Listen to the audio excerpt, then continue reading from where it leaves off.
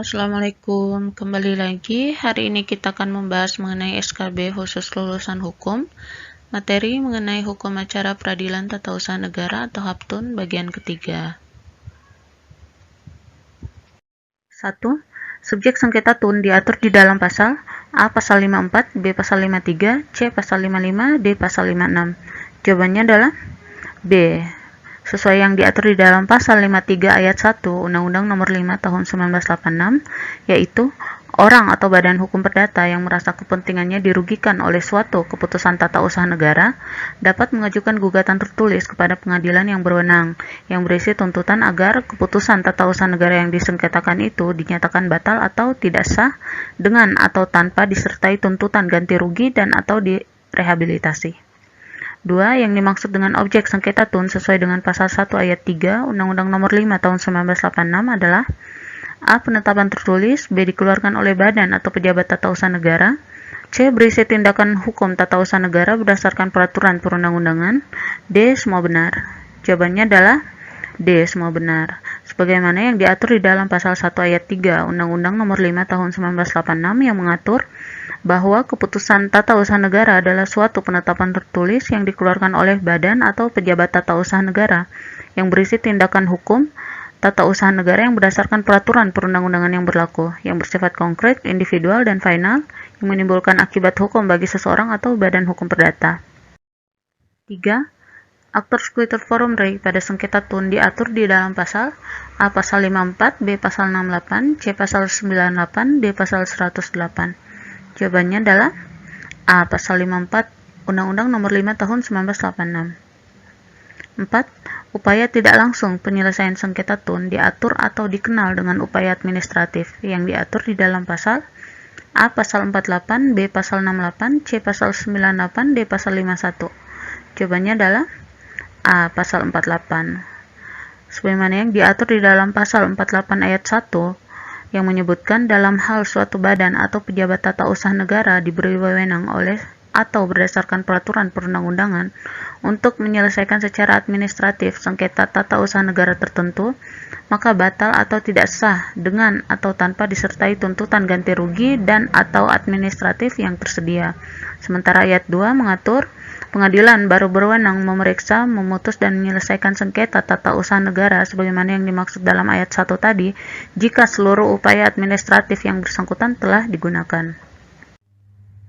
5. Setelah upaya administrasi ditempuh, maka diajukan gugatan kepada Pengadilan Tinggi Tata Usaha Negara yang diatur di dalam pasal A. 48, B. 68, C. 98, D. 51. Jawabannya adalah D. Pasal 51. Sebagaimana yang diatur di dalam pasal 51 Undang-Undang Nomor 5 Tahun 1986 di ayat 1 yang mengatur bahwa Pengadilan Tinggi Tata Usaha Negara bertugas dan berwenang memeriksa dan memutus sengketa tata usaha negara di tingkat banding. Ayat kedua, Pengadilan Tinggi Tata Usaha Negara juga bertugas dan berwenang memeriksa dan memutus di tingkat pertama dan terakhir sengketa kewenangan mengadili antara Pengadilan Tata Usaha Negara di dalam daerah hukumnya. Di ayat 3 mengatur bahwa Pengadilan Tinggi Tata Usaha Negara bertugas dan berwenang memeriksa, memutus, dan menyelesaikan di tingkat pertama sengketa tata usaha negara sebagaimana yang dimaksud di dalam pasal 48. Dan ayat keempat yang menyebutkan bahwa terhadap putusan Pengadilan Tinggi Tata Usaha Negara sebagaimana yang dimaksud di dalam ayat 3 tadi dapat diajukan permohonan kasasi. 6. Gugatan langsung jika tidak diatur mengenai upaya administrasi maka diatur di dalam pasal A. 48, B. 68, C. 53, D. Pasal 51. Jawabannya adalah C. Pasal 53. Sebagaimana yang diatur di dalam pasal 53 Undang-Undang Nomor 5 Tahun 1986 yang menyebutkan di ayat 1 bahwa orang atau badan hukum perdata yang merasa kepentingannya dirugikan oleh suatu keputusan tata usaha negara dapat mengajukan gugatan tertulis kepada pengadilan yang berwenang yang berisi tuntutan agar keputusan tata usaha negara yang disengketakan itu dinyatakan batal atau tidak sah dengan atau tanpa disertai tuntutan ganti rugi dan atau direhabilitasi. Di ayat kedua, alasan-alasan yang dapat digunakan dalam gugatan sebagaimana yang dimaksud pada ayat 1 adalah A. Keputusan tata usaha negara yang digugat itu bertentangan dengan peraturan perundang-undangan yang berlaku, dan B. Keputusan tata usaha negara yang digugat itu bertentangan dengan asas-asas umum pemerintahan yang baik. 7. Selama belum diputus oleh pengadilan, maka keputusan tata usaha negara itu harus dianggap menurut hukum diatur di dalam pasal A. Pasal 67, B. Pasal 68, C. Pasal 98, D. Pasal 51. Jawabannya adalah A. Sebagaimana yang diatur di dalam Pasal 67 Undang-Undang Nomor 5 Tahun 1986 Ayat 1 yang mengatur bahwa gugatan tidak menunda atau menghalangi dilaksanakannya keputusan badan atau pejabat tata usaha negara serta tindakan badan atau pejabat tata usaha negara yang digugat. Ayat kedua, penggugat dapat mengajukan permohonan agar pelaksanaan keputusan tata usaha negara itu ditunda dulu selama pemeriksaan sengketa tata usaha negara sedang berjalan, sampai dengan adanya putusan pengadilan yang memperoleh kekuatan hukum tetap. Ayat ketiga, permohonan sebagaimana yang dimaksud di dalam ayat 2 tadi dapat diajukan sekaligus dalam gugatan dan dapat diputus terlebih dahulu dari pokok sengketanya. Ayat keempat, permohonan penundaan sebagaimana yang dimaksud di dalam ayat 2 tadi dapat dikabulkan hanya apabila terdapat keadaan yang sangat mendesak yang mengakibatkan kepentingan penggugat sangat dirugikan jika keputusan tata usaha negara yang digugat itu tetap dilaksanakan, serta tidak dapat dikabulkan apabila kepentingan umum dalam rangka pembangunan mengharuskan dilaksanakannya keputusan tersebut. 8. Pemeriksaan acara cepat diatur di dalam pasal A. Pasal 68, B. Pasal 62, C. Pasal 98, D. Pasal 108. Jawabannya adalah C. Sebagaimana yang diatur di dalam Pasal 98 Ayat 1 yang menyebutkan bahwa apabila terdapat kepentingan penggugat yang cukup mendesak yang harus dapat disimpulkan dari alasan-alasan permohonannya, penggugat dalam gugatannya dapat memohon kepada pengadilan supaya pemeriksaan sengketa dipercepat. Ayat kedua, ketua pengadilan dalam jangka waktu 14 hari setelah diterimanya permohonan sebagaimana yang dimaksud dalam ayat 1 tadi, mengeluarkan penetapan tentang dikabulkan atau tidak dikabulkannya permohonan tersebut. Kemudian ayat ketiga, terhadap penetapan sebagaimana yang dimaksud dalam ayat 2 tadi tidak dapat digunakan upaya hukum. 9. Banding administratif diatur di dalam A. Undang-Undang Nomor 20 Tahun 1947, B. Undang-Undang Nomor 30 Tahun 2004, C. Pasal 122, D. Pasal 48. Jawabannya adalah B. Undang-Undang Nomor 30 Tahun 2004. Keberatan dan banding administrasi merupakan mekanisme yang diatur di dalam Undang-Undang Nomor 30 Tahun 2014 tentang administrasi pemerintahan untuk meminta pembatalan, pencabutan, koreksi ataupun penertiban suatu keputusan dan atau tindakan administrasi. Keduanya merupakan upaya administratif dengan keberatan sebagai jenjang pertama dan banding administrasi jenjang kedua. 10. Berperkara secara cuma-cuma diatur di dalam pasal 60, diputuskan melalui bentuk A. Penetapan, B. Keputusan, C. Permohonan, D. Gugat. Jawabannya adalah A. Sebagaimana yang diatur di dalam pasal 60 ayat 1, penggugat dapat mengajukan permohonan kepada ketua pengadilan untuk bersengketa dengan cuma-cuma. Ayat kedua, permohonan diajukan pada waktu penggugat mengajukan gugatannya disertai dengan surat keterangan tidak mampu dari kepala desa atau lurah di tempat kediaman pemohon. Ayat ketiga, dalam keterangan tersebut harus dinyatakan bahwa pemohon itu betul-betul tidak mampu membayar biaya perkara. 11. Pemeriksaan acara cepat yang diatur di dalam pasal 99 dilakukan dengan hakim A. Majelis, B. Tunggal, C. 2 orang hakim, D. Majelis hakim dan panitera. Jawabannya adalah B, yaitu hakim tunggal. Sebagaimana yang diatur di dalam pasal 99 ayat 1, pemeriksaan dengan acara cepat dilakukan dengan hakim tunggal. Ayat kedua, dalam hal permohonan sebagaimana yang dimaksud di dalam pasal 98 ayat 1 dikabulkan, ketua pengadilan dalam jangka waktu 7 hari setelah dikeluarkannya penetapan sebagaimana yang dimaksud di dalam pasal 98 ayat 2, menentukan hari, tempat, dan waktu sidang tanpa melalui prosedur pemeriksaan persiapan sebagaimana yang dimaksud di dalam pasal 63. Sementara ayat ketiga, tenggang waktu untuk jawaban dan pembuktian bagi kedua belah pihak masing-masing ditentukan tidak melebihi 14 hari. 12. Menurut pasal 135, hakim ad hoc diatur dengan A. Undang-undang, B. Peraturan pemerintah, C. Keputusan presiden, D. Keputusan Mahkamah Agung. Jawabannya adalah B.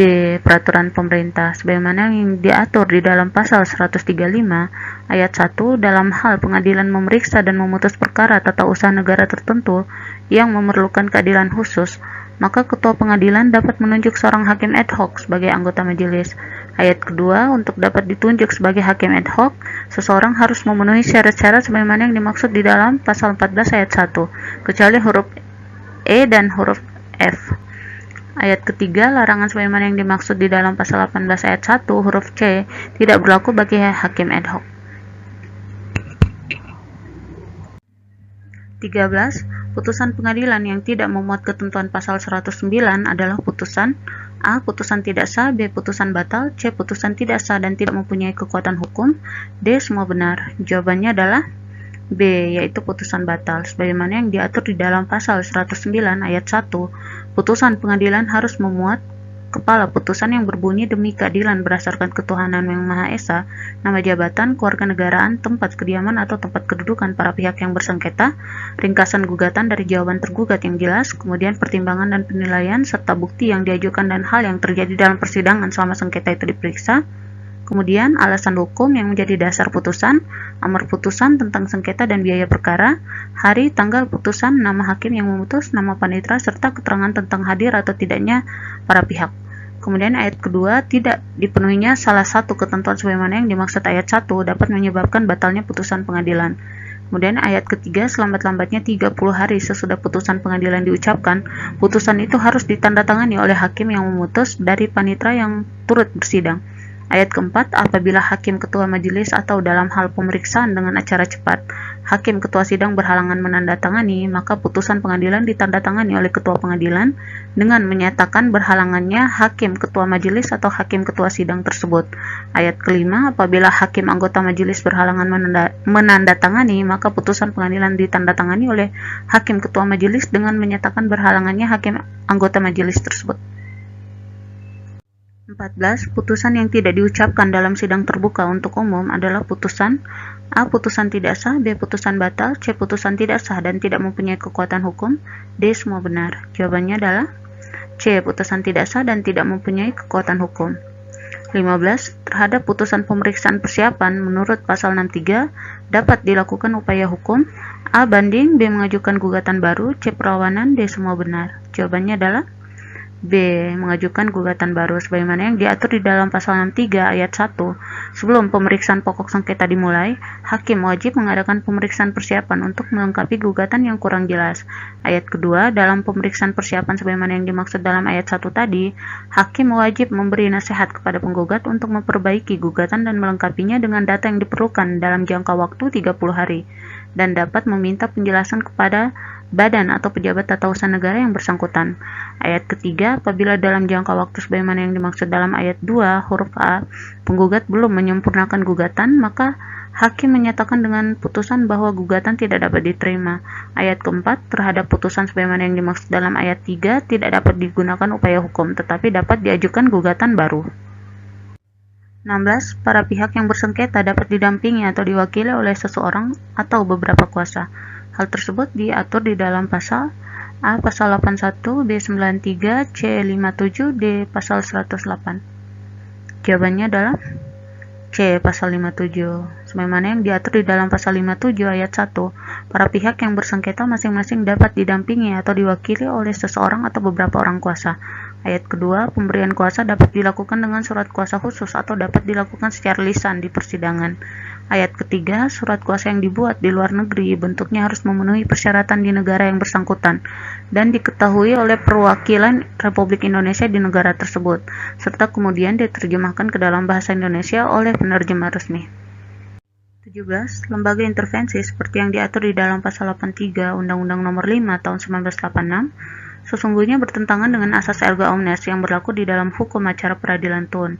Akan tetapi keberadaannya masih diperlukan karena A. Kesamaan antara hukum acara perdata dengan hukum acara peradilan tun, B. Pejabat tun belum konsisten menegakkan asas erga omnes tersebut, C. Agar dapat memperoleh kebenaran material, D. Jawaban A, B, dan C salah. Jawabannya adalah B. Karena pejabat tun belum konsisten menerapkan asas erga omnes tersebut. 18. Tenggang waktu untuk menggugat balik bagi pihak ketiga yang tidak dituju oleh surat keputusan objek sengketa adalah A. Dihitung sejak tanggal dikeluarkannya surat keputusan objek sengketa, B. Dihitung secara kasuistis sejak benar-benar ia sebagai pihak ketiga tersebut mengetahui adanya surat keputusan objek sengketa yang merugikan kepentingannya, C. Dihitung sejak ia bersengketa dengan pihak yang dituju oleh surat keputusan objek sengketa tersebut, D. Dihitung sejak pihak yang bersengketa mengajukan permohonan gugatan ke PT UN. Jawabannya adalah B. Dihitung secara kasuistis sejak benar-benar ia sebagai pihak ketiga tersebut mengetahui adanya surat keputusan objek sengketa yang merugikan kepentingannya. 19. Upaya hukum bagi penggugat manakala tidak sependapat dengan pertimbangan penetapan dismisal oleh Ketua Pengadilan Tun adalah A. Menyatakan banding ke Pengadilan Tun yang berwenang, B. Menyatakan kasasi ke Mahkamah Agung RI, C. Mengajukan perlawanan terhadap penetapan dismisal tersebut, D. Menyatakan penetapan dismisal tersebut bertentangan. Jawabannya adalah C. Mengajukan perlawanan atau verset terhadap penetapan dismisal tersebut. 20.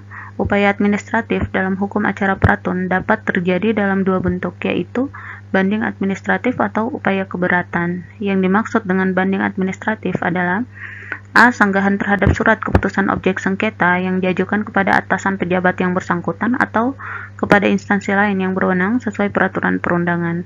B. Sanggahan terhadap surat keputusan objek sengketa yang diajukan kepada pejabat yang menerbitkannya. C. Sanggahan terhadap surat keputusan objek sengketa yang diajukan kepada pejabat publik. D. Jawaban A, B, dan C benar semua. Jawabannya adalah A. Sanggahan terhadap surat keputusan objek sengketa yang diajukan kepada atasan pejabat yang bersangkutan atau kepada instansi lain yang berwenang sesuai peraturan perundangan. 21. Upaya keberatan dalam hukum acara Pratun adalah A. Sanggahan terhadap surat keputusan objek sengketa yang telah diajukan ke pengadilan. B. Sanggahan terhadap surat keputusan objek sengketa yang diajukan kepada pejabat yang menerbitkan. C. Sanggahan terhadap surat keputusan objek sengketa yang diajukan kepada atasan pejabat yang bersangkutan. D. Sanggahan terhadap cara keluarnya keputusan Tun. Jawabannya adalah B, yaitu sanggahan terhadap surat keputusan objek sengketa yang diajukan kepada pejabat yang menerbitkan. 22. Menurut pasal 63 dalam hukum acara Pratun, bahwa lembaga sidang persiapan hukum acara Pratun bertujuan untuk A. Menjaga kerahasiaan persidangan karena menyangkut perintah sebagai tergugat. B. Menegakkan asas kompensasi karena posisi yang tidak seimbang antara penggugat dan tergugat. C. Untuk mendamaikan pihak-pihak yang bersengketa. D. Jawaban A, B, dan C salah. Jawabannya adalah C, yaitu untuk mendamaikan pihak-pihak yang bersengketa. 23. Dari keputusan-keputusan di bawah ini, manakah yang merupakan objek sengketa tata usaha negara? A. Keputusan pemecatan seorang notaris oleh Menteri Kehakiman setelah menerima usul dari Ketua Pengadilan Negeri atas dasar kewenangannya menuntut ketentuan Undang-Undang Peradilan Umum. B. Surat perintah penahanan yang dikeluarkan oleh penuntut umum terhadap seorang tersangka. C. Keputusan Dirjen Agraria yang mengeluarkan sertifikat tanah atas nama seseorang atau badan usaha berdasarkan permohonan orang atau badan usaha tersebut. D. Keputusan Dirjen Agraria yang mengeluarkan sertifikat tanah atas nama seseorang yang didasarkan atas amar putusan pengadilan perdata yang telah berkekuatan hukum tetap. Jawabannya adalah C, yaitu keputusan Dirjen Agraria yang mengeluarkan sertifikat tanah atas nama seseorang atau badan usaha berdasarkan permohonan orang atau badan usaha tersebut. 24. Jika peraturan perundang-undangan tidak menentukan jangka waktu, maka setelah lewat waktu sejak diterimanya permohonan, badan atau pejabat Tun yang bersangkutan dianggap telah mengeluarkan keputusan penolakan. Berapa lamakah jangka waktu tersebut? A. 4 bulan, B. 3 bulan, C. 60 hari, D. 30 hari. Jawabannya adalah A. 4 bulan. 25. Di bawah ini terdapat beberapa alat bukti berdasarkan Undang-Undang Nomor 5 Tahun 1986, Junto Undang-Undang Nomor 9 Tahun 2009 tentang Peradilan Tun, kecuali A. Keterangan saksi, B. Petunjuk, C. Surat, D. Pengetahuan hakim. Jawabannya adalah B. Petunjuk. 26. Pada prinsipnya gugatan sengketa Tun adalah A. Penunda pelaksanaan keputusan Tun, B. Menghalangi pelaksanaan keputusan Tun, C. Tidak menunda pelaksanaan keputusan Tun, D. Jawaban A dan D benar. Jawabannya adalah C. Tidak menunda pelaksanaan keputusan Tun. 27. Apabila permohonan banding terhadap suatu putusan pengadilan Tun telah dicabut oleh pemohon banding, maka A. Pemohon banding masih berhak mengajukan upaya banding sekali lagi, asalkan jangka waktu untuk mengajukan banding belum lampau atau kadaluarsa. B. Pemohon banding masih berhak mengajukan upaya banding sekali lagi, meskipun jangka waktu untuk mengajukan banding telah lampau. C. Pemohon banding tidak dapat mengajukan upaya banding lagi jika jangka waktu untuk mengajukan banding telah lampau. D. Pemohon banding tidak dapat mengajukan upaya banding lagi meskipun jangka waktu untuk mengajukan banding belum lampau. Jawabannya adalah D. Pemohon banding tidak dapat mengajukan upaya banding lagi meskipun jangka waktu untuk mengajukan banding belum lampau. 28. Yang tidak termasuk unsur keputusan adalah A. Penetapan tertulis, B. Bersifat konkret, individual, dan final, C. Peraturan bersifat umum, D. Menimbulkan akibat hukum bagi seseorang atau badan hukum perdata. Jawabannya adalah C. Peraturan bersifat umum. 29. contoh kasus sengketa antara buruh PTX dengan manajemen perusahaan yang sedang disidangkan di PT UN Jakarta akhirnya diselesaikan melalui jalan perdamaian. Perdamaian tersebut dapat dilakukan A. di dalam persidangan, B. di luar persidangan, C. di dalam atau di luar persidangan, D. semua salah. Jawabannya adalah A. di dalam persidangan. 30. Contoh kasus lagi, pada tanggal 1 Februari 2005, Saudara Arya mengajukan permohonan surat izin tempat usaha atau situ ke kantor wali kota Semarang. Tapi sampai dengan tanggal 20 April 2005, izin yang dimohonkan belum juga keluar.